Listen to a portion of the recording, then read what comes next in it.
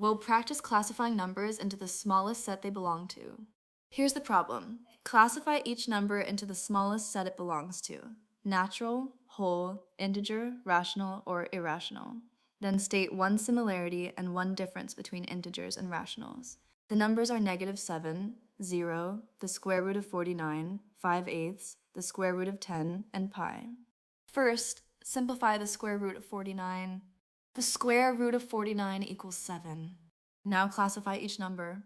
7 is a natural number. -7 is an integer because it's negative, so it's not whole. 0 is a whole number. 5/8 is rational because it's a ratio of integers. The square root of 10 is irrational because its decimal is non-terminating and non-repeating. Pi is irrational because its decimal is non-terminating and non-repeating. Now state one similarity and one difference between integers and rationals. Similarity. Every integer can be written as a fraction. For example, -7 equals -7/1, so integers are a subset of rationals. Difference. Rationals contain non-integer values like 5/8, while integers contain only whole number values. Remember, each number belongs to the smallest set that includes it, and integers are a subset of rationals.